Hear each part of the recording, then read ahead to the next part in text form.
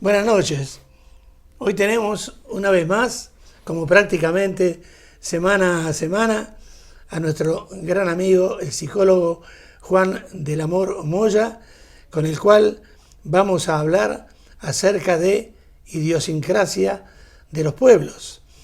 Pero antes quiero dedicarle este programa a un gran amigo, Milton Viera, un ex gran jugador uruguayo del Club Nacional de Fútbol, de la selección uruguaya, de Boca Juniors, de Argentina. Ya Milton, que nos ves semana a semana a través de YouTube, quiero decirte una vez más que te dedico este programa, y quiero decirle a la gente que cuando llegaste a Buenos Aires, la revista El Gráfico te dedicó su portada poniendo arriba de ti, si es por la pinta, mata. Y la verdad que mataste, porque aparte de ser un gran jugador, eras prácticamente un galán de cine. Después te fuiste para Grecia y estuviste varios años jugando en Grecia. Y un día estábamos hablando de la democracia en Uruguay y me dijiste que demo significa pueblo y kratien, gobernar, el gobierno del pueblo, como todo el mundo sabe.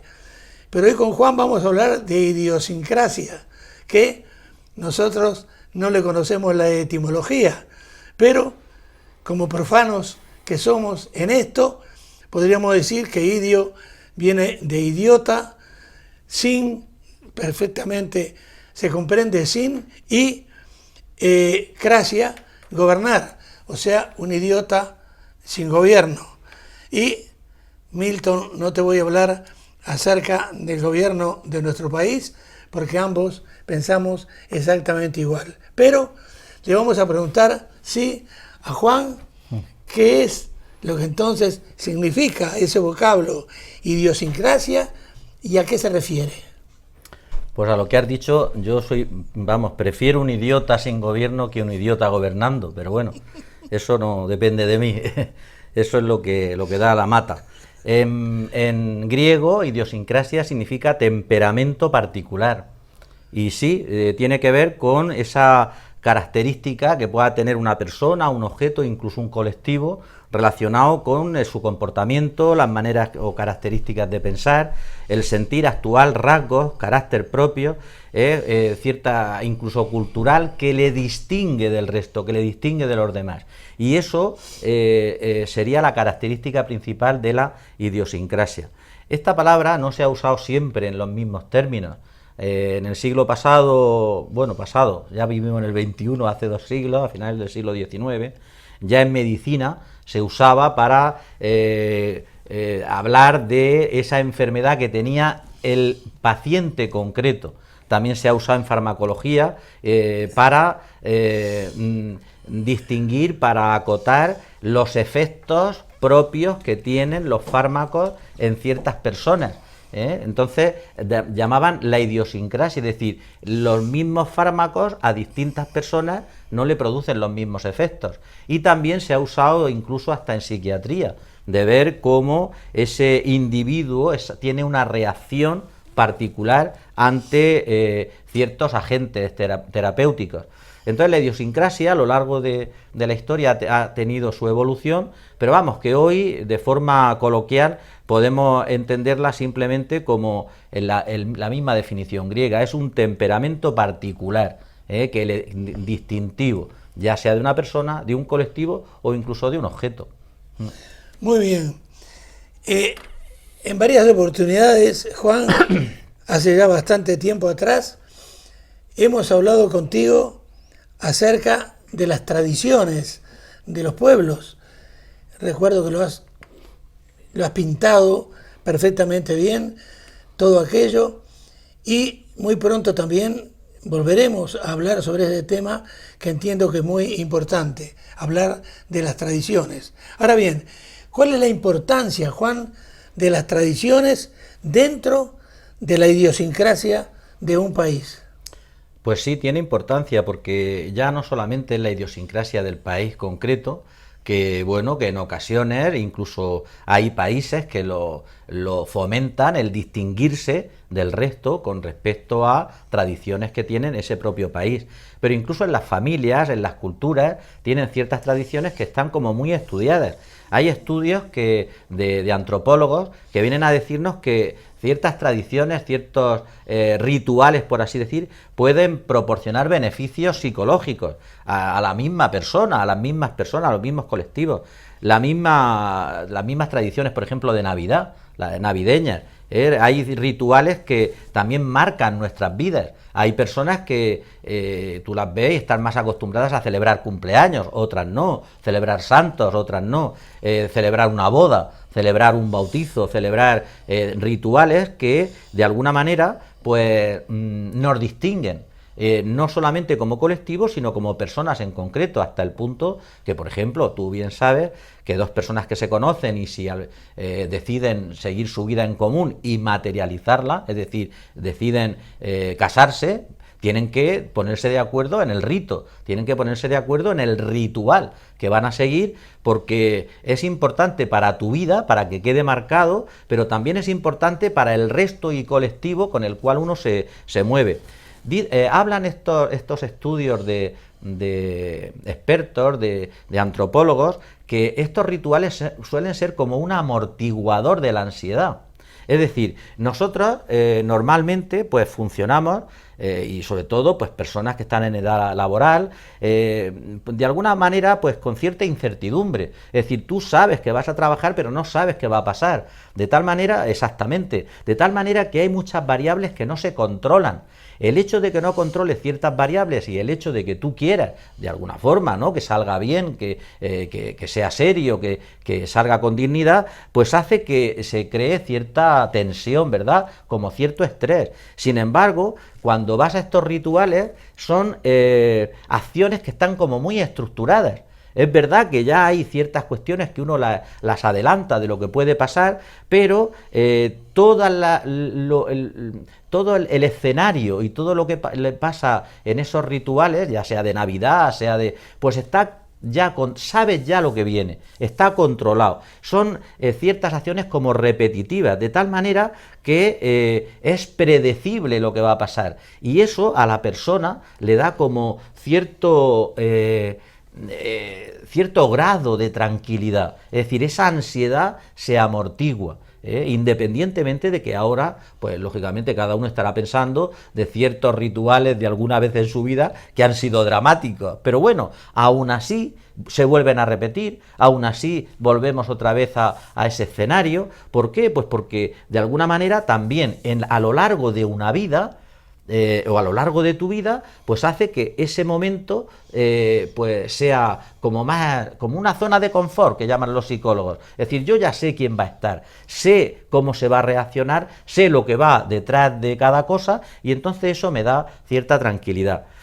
Por ejemplo, también es importante que suele pasar en la mayor parte de las culturas, en que es importante la comida feliz, entre comillas. ¿Por qué feliz? Pues porque la comida de ese acontecimiento no es normal. Esa comida tiene su elaboración, es decir, cuanto más importante sea el acontecimiento, más elaborada, más tiempo se le dedica a la comida, a prepararla, a después de gustarla, incluso el momento previo de la comida, porque si el momento previo de la comida, dicen los expertos, se trabaja, la comida incluso sienta mejor. No estoy hablando de una cuestión solamente biológica, estoy hablando de que estés a gusto, de que incluso después, como bien sabes, en fin, después de comer, ¿no?, lo que es el que llamamos el café o el dulce o lo que le queramos llamar. Es decir, y después si hay participación en esa elaboración de la comida, pues está claro que eso une a la familia, es decir, une a las personas o amigos que han provocado esa situación. Y esto, Milton, es como ancestral, es decir, en el ser humano la comida es importante, porque ya en nuestros ancestros, vamos a llamar pues no lo sé, nos situamos en la edad de piedra, cuando se cazaba, no se lo comían en el momento que lo cazaban, no se lo comía quien lo cazaba, sino que cogían lo que cazaban, se lo llevaban a la tribu y allí lo preparaban. lo preparaban entre todos, y allí se lo comían, y eso era como un rito, un ritual, y no cualquiera, porque eso si vemos ahora, pues incluso los mismos animales que pueden cazar en manada, pues como tienen hasta sus rituales, quién es el que primero empieza y quién es el quién se come ciertas partes del animal, eso es así, pero eso significa que hay unión. Eso significa que hay recuerdo, que queda en la memoria, que nos está afianzando como colectivo, que nos está dando identidad, ¿verdad? También hay otra cuestión, dicen los expertos, que es importante, aunque luego de forma trivial se puede malinterpretar, como es compartir.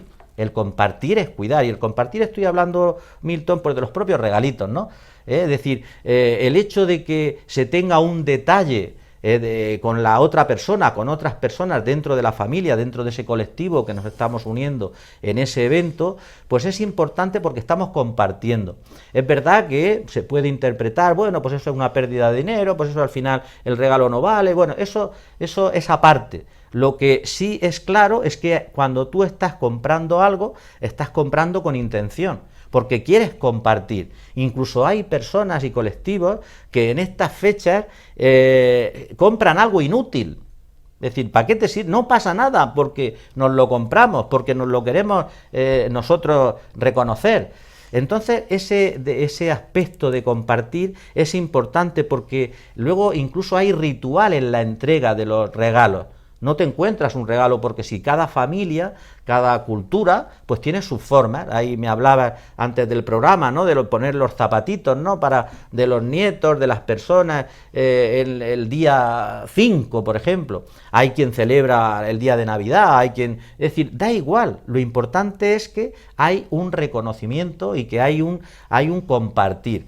En mi familia, ya de broma, ya la verdad es que no sé quién lo inició, cuando nos hacemos regalos, ya es por sistema, nada más abrirlo, solemos decir, anda, lo que yo quería, da igual lo que sea, es lo que yo quería, porque esto lógicamente es simbólico, porque le estás diciendo a la otra persona qué acierto has tenido, aunque ya tengas 40.000 calcetines, no pasa nada, es lo que yo quería, ¿verdad? Bueno, pues esto es importante porque también refuerza la identidad, refuerza la idiosincrasia de esa familia, de ese grupo, de ese colectivo. ¿De qué está hecha la familia? Pues está hecha de esos rituales, está hecha de esos eventos, de esos acontecimientos que usamos todos para unirnos, para compartir y para recordar.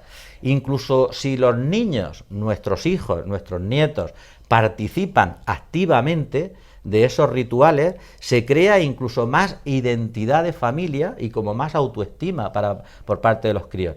Y luego lo importante es que queda en el recuerdo. Hay un autor, un psicólogo, Kahneman, que es el que nos habla de que a lo largo de la vida, a lo largo del tiempo, pues las cuestiones desagradables, bueno, suelen, si no olvidarse, porque no se olvida nada, se queda todo ahí grabado en la memoria, pero si tú te pones a recordar acontecimientos, pues los más de los que te acuerdas son acontecimientos agradables. Incluso aunque el cuñado te haya dado la noche de Navidad o la suegra le dio el faratute, el momento más inoportuno. Pero bueno, todo forma parte del contexto y todo forma parte de cómo la familia responde de forma unida ante cualquier acontecimiento y sobre todo para fomentar estos concretos rituales, culturas particulares que nos hacen ser como más personas, como más unidos, como más identitarios. Ahora, Juan, ¿cuáles son las fuentes que se encuentran en la historia? Por ejemplo, documentos escritos, restos humanos, los ágrafos, tradiciones orales, restos materiales, etcétera. Entonces, todo esto, ¿cuáles son las fuentes de la historia entonces que nos conducen a esto?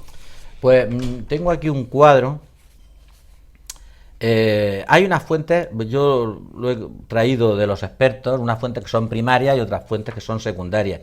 Dentro de las fuentes primarias, pues están las fuentes escritas, Está claro, porque historia es a partir de que ya hay algo escrito. Y están manuscritos, están impresas, microfilmadas, están informatizadas. Entonces, dentro de estas fuentes escritas, pues hay documentos que pueden ser públicos o pueden ser privados. Dentro de los públicos pueden ser políticos, económicos, jurídicos, en fin, diversos.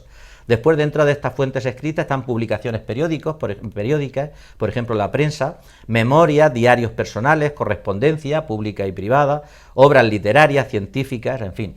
Y luego están los iconográficos. Los iconográficos, pues son obras plásticas y gráficas. Las obras plásticas, pues todos entendemos pintura, escultura, arquitectura, y las gráficas, pues fotografía y el cine, ¿verdad? A través de estas fuentes, pues podemos estudiar la historia. También hay otra fuente que es oral, simplemente oral. Pueden ser directas, pueden ser grabadas. Y otras varias, como pueden ser objetos de la vida cotidiana o simplemente paisajes geográficos. Ten en cuenta que la propia geografía es importantísima para la historia. Es decir, no se comprende un pueblo simplemente por estas fuentes que yo he dicho, si no se le funde, si no se le mezcla lo que es la geografía. Nadie entendería al pueblo egipcio si no en el contexto del Nilo, con sus crecidas, con sus sequías, nadie lo entendería. Y nadie entendería a ciertos pueblos si no están en un contexto geográfico concreto. Un pueblo de montaña no es lo mismo que un pueblo de costa. Los pueblos de costa que de alguna manera están como expuestos, lo digo en el sentido positivo, al contacto, a la interrelación con otras personas, otras culturas, son como más abiertos. Y pueblos que están en montaña, pueblos que están como más escondidos, son pueblos como menos generosos a la hora de compartir, son pueblos como más ensimismados en ellos mismos. Bueno, y el ejemplo concreto lo tenemos en nuestra propia España, ¿no? Es decir, hay pueblos mediterráneos, pueblos de Andalucía, en donde se nota que el pueblo, la gente es como más abierta, comparte más, las casas están abiertas al resto, hasta en el folclore es más participativo.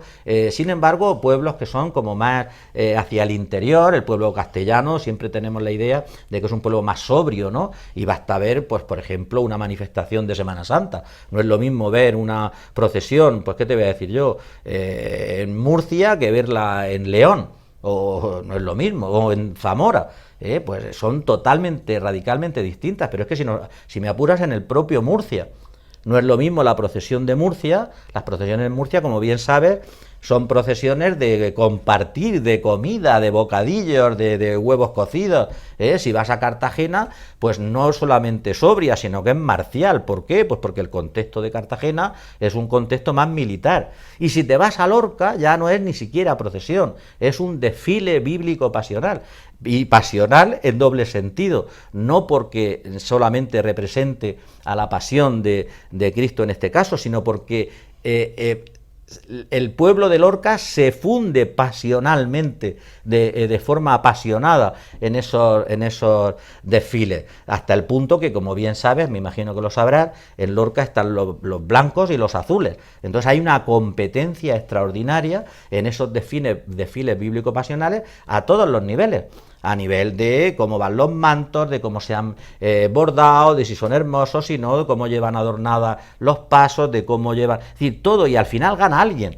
Y luego no solamente es una cuestión de desfile, sino que el mismo público participa activamente, jaleando o de una manera positiva o negativa, para provocar que unos salgan mejor, otros salgan menos bien, como son los blancos o los azules. Bueno, esto significa que a lo que yo quería decirte, que la orografía es muy importante para la cultura, para la evolución de un pueblo. Y esto, si nos vamos a Europa mismo, pues también lo vemos, incluso en la historia. ¿Cuántas veces se ha intentado, por ejemplo, pues qué te voy a decir yo, invadir Rusia? ¿Verdad? En la historia. En la Primera Guerra Mundial, en la Segunda Guerra Mundial los alemanes, incluso anterior a estas guerras, y sin embargo la propia orografía y el hecho de que el humano que esté ahí esté como adaptado, hace que se aproveche para la defensa. ¿Dónde empezó la reconquista en España, de cuando todo el mundo sabe, el Al-Ándalus, ¿no? Los siglos que estuvieron aquí la cultura musulmana, pues empezó en Asturias, empezó en reductos en donde no pudo acceder el pueblo musulmán, ¿verdad? ¿Por qué? Pues porque la orografía no se lo permitió, porque esos pueblos de ahí conocían la orografía y podían aprovechar no la confrontación de ejércitos, sino la guerrilla y el poder esconderse y claro, y no podían encontrarlos. Pues entonces la geografía es importantísimo para el estudio de la historia. Y luego en fuentes secundarias pues también tenemos impresas, tenemos libros, tenemos artículos y revistas, pero que puede que tenga una relación directa con el estudio o del caso que se estudie, o indirecta, pero que sirve para poder conformar una idea de cómo ha sido la historia. De todas maneras, ya una cuestión, vamos, sé que hace unos años, y hace unos años me refiero a finales del siglo XX, se pensaba que para hacer un buen estudio sobre la historia tenían que pasar 200 o 300 años. Pero yo creo que hoy día, Milton, como va la información al nivel que va, yo creo que en poco tiempo se puede saber cómo es la historia.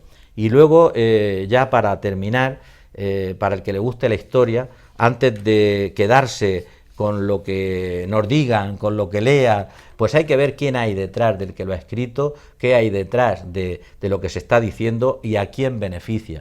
Es decir, la historia, con el paso del tiempo, pues puede que haya una, puede que haya dos, puede que haya tres, ¿no? Pero realmente está como distorsionada. O sea, la historia personal tuya está clara porque es como tú lo has vivido, ni siquiera es la verdad, es lo que tú has vivido, pero a lo largo del tiempo, pues claro, lo que hay que entresacar, según mi criterio, pues son cuestiones que nos beneficien para no repetirlas, para aprender o para fomentar aquellas que nos hagan más humanos, más personas, más pueblo, más evolucionar. Muy bien, Juan. Te voy a hacer una última pregunta de esta primera parte del programa. Antes, decir que el blanco y azul que hablabas de Lorca, tuve la fortuna de dirigir años 76, 77, 78 a la Lorca Deportiva. Sus colores eran precisamente blanco y azul, y vivimos todo eso que has comentado. Ahora bien, algo que me parece muy importante para terminar esta primera parte. Juan, peculiaridad, particularidad, forma de ser. Todos sabemos, por ejemplo, que en el siglo XX la gran emigración del pueblo español, del pueblo italiano, hacia los países del Cono Sur, sobre todo Uruguay, Argentina y parte de Brasil. Pero entonces, cuando esa gente llegaba allí, nosotros teníamos que terminar por comprenderlos en su forma de ser, en su particularidad. Pero también ellos tenían que adaptarse a nosotros. ¿Qué hay de importancia entonces cuando la idiosincrasia de los pueblos no es exactamente igual? ¿Tiene que prever, por sobre todas las cosas, Juan, la tolerancia? Bueno, pues está claro. Hoy día, tenemos en algunos países más problemas que en otros, pero al final yo creo que se van repitiendo.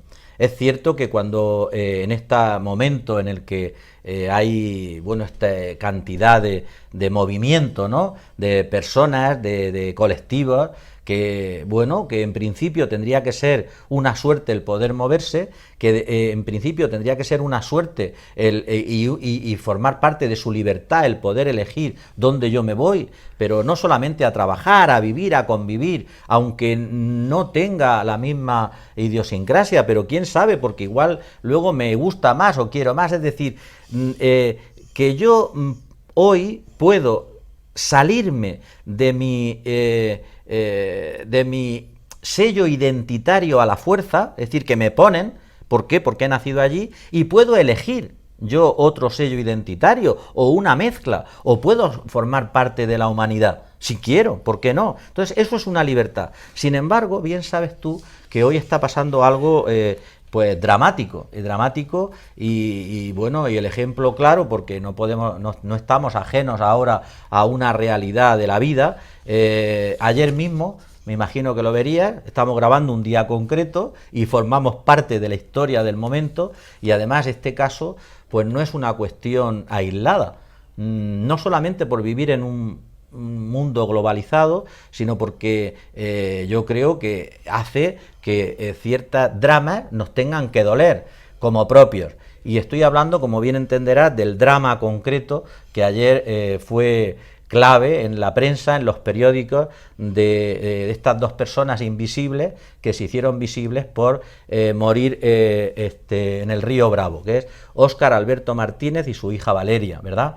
Sé que esto saldrá dentro de una semana, sé que también sé que se va a ver en sitios muy distintos y seguramente en contextos muy cercanos a donde esto ha pasado en México, ¿verdad? Bueno, pues esto es una tristeza enorme de cómo es posible que en esta sociedad globalizada ahora haya países como Estados Unidos y en base a, bueno, lógicamente a un presidente concreto que esté de esta forma tan terrible, menospreciando al ser humano, independientemente de que los países, entre todos, tenemos derecho a darnos nuestras normas y a estructurar, lógicamente, las entradas, las salidas de las personas, pero no a estos niveles, porque este hombre ya lleva, me parece que va por el tercero, ya responsable de la seguridad y de esta situación. Y te voy a decir que hay un grupo de abogados de allí de Estados Unidos que afirma haber visto a niños